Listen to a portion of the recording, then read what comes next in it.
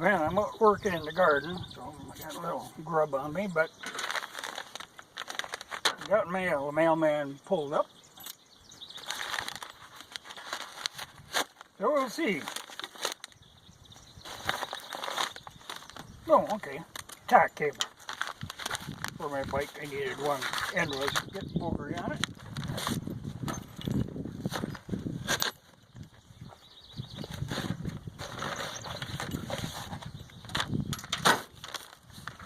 Well, I think I know what this is.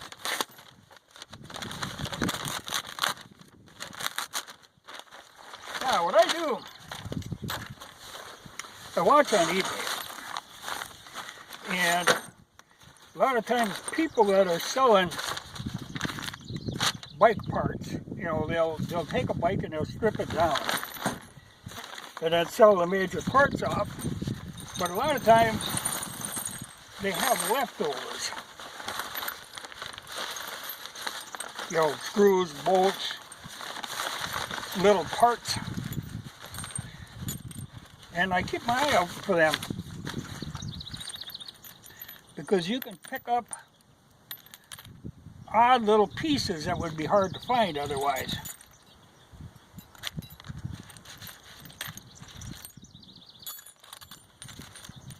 Yeah, like even this is a sprocket nut.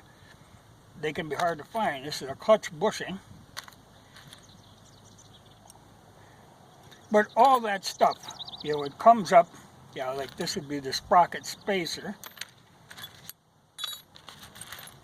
And I like to have that odds and ends on hand. Well, that part's broke. Don't need that, but that's just the Kickstarter release. But those kind of setups like that, where you get just the odds and ends, they can save you. You know, like just even a case bolt. And I actually, sometimes I keep thinking, you know, because I deal mostly with these 500s. And I keep thinking sometime I should actually set up a parts bin assembly where, you know, because each of these things has a part number. And I've got the parts books. It would be kind of handy to be able to do that. You know, so if I need a part, I can look in the bins and find the part I need. Because there's a limited amount of parts for a single cylinder.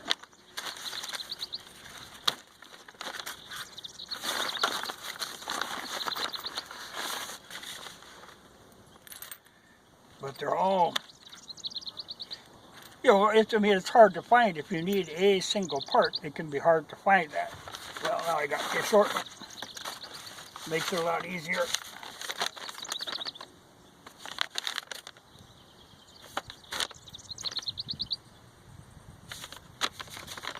What that is? It's just odd that it came airmail. Oh. It's the complete oil seal kit for a 500. You know, every oil seal on the bike, or on the motor. That's good to have. Okay. This is the Bryant box, which is what prompted the mailman to come in, because he could have put the rest in the box. But the Bryant boxes, they fit, but they're tight fit.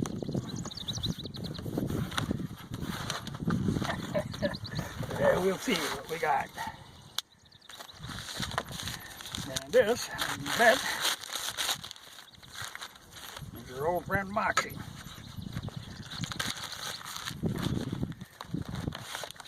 Now, this other stuff is always a mystery.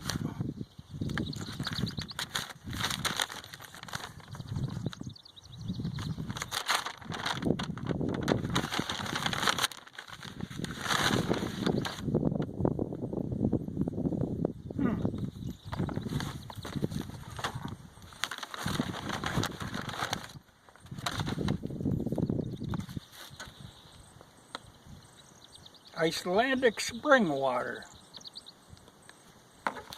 Now that's interesting. Natural spring water from Iceland. Glacial. But it actually lists a pH of 8.4. Well, that's an interesting idea. But I don't know.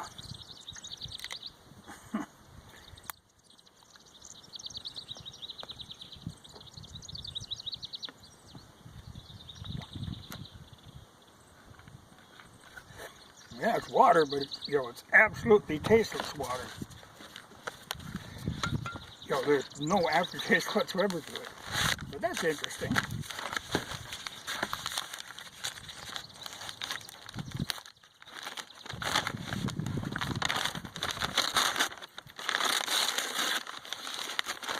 Oh, we got more water. Poland spring water. Doesn't give me the pH on this.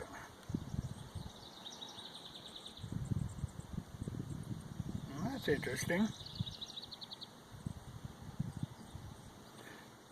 Oh, from Maine.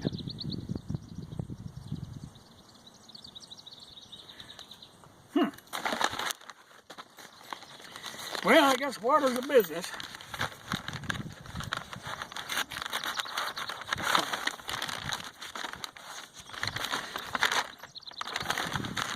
Some people Fiji water. Well, it's been dry, but it hasn't been that dry. That I need a whole lot of water. It is interesting, though.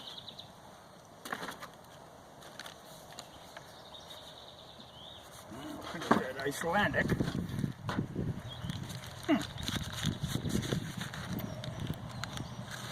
It's got an odd feel to it.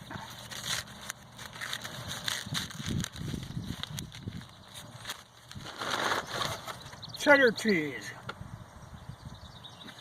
Here I can feel it. I was thinking, Colby. Nope, not Colby. Cheddar. Gluten-free, non-GMO. Yeah. Cheese is pretty much cheese, well, except for Cheese Whiz. I don't know what the hell that is. Whoop, now here we're getting into some other cheese. Gouda. I'd have to say I'm really not familiar with the Gouda. I'll have to try that. That's a new one to me. Smoked Gouda. I've seen it before, but like I say, I tend to, like provolone and Colby. More cheddar and pepper jack. I might have had that before, a pepper jack. Yeah, you really went on a cheese kick. Cheese and water.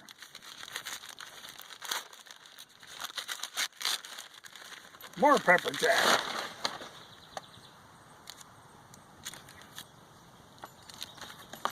Yeah, we got more cheese. It's got a definite feel to the backing.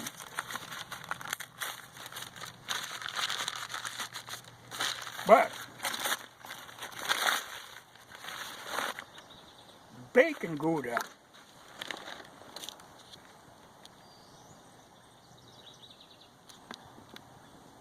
Oh, I actually see little pieces of bacon in the cheese.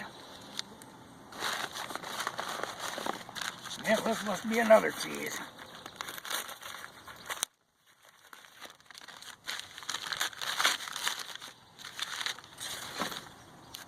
Oh, jalapeno Gouda. Yeah, he went on a cheese rampage there. Well, we got some other mystery one here.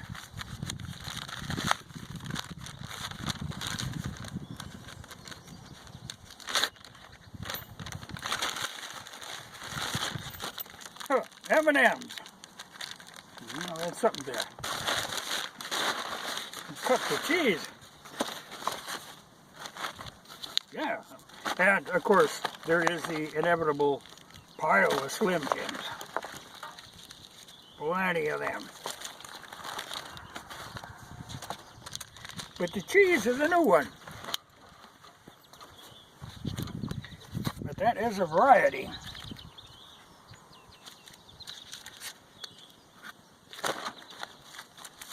And the water is a new one.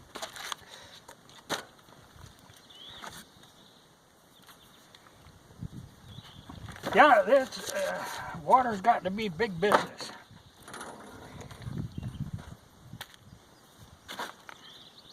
But I'll drink out of a ditch if I have to. Ooh, the soft taste of solid rock. Alrighty. The Earth's finest water. Well, they don't tend to claim that. And then a lot of them are coming right out of your municipal water supply.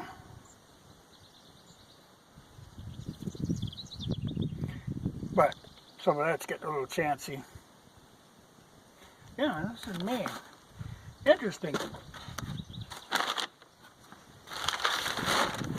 Plenty of fire material. And the Thompson is laying here because, like I say, I'm working in the garden. What I'm actually doing, well, I'm replanting some corn because, again, something had torn out a bunch of corn. But I planted, you know, somebody was talking about marigolds keeping potato bugs out of potatoes. So I started a bunch of marigolds, and now I'm planting them between the potatoes. I will say one thing for marigolds, they come up extraordinarily fast. I planted them, and it was like 2 days later they were up, but they're starting to go right to the bottom of the plastic here, so I got to get them in the ground. And I did see evidence of potato bugs in these potatoes. Now the ones at home, I haven't seen anything in there yet, any sign of them. But here, you know, if you tip a potato leaf up, you know, I found a couple adult potato beetles. But if you tip a potato leaf up, you will often find little clusters of eggs underneath the leaf. So as I'm planting these marigolds, I'm going through and really looking, you know, because then potato bugs can be a nuisance, and all the potatoes are blossoming now, and that's right when they really strike.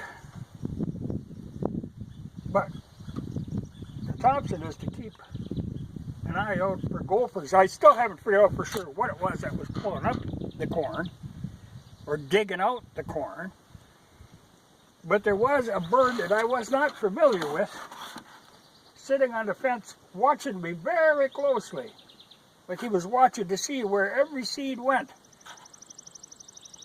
You know, I was suspicious of him. He looked like a nuthatch, but a lot bigger.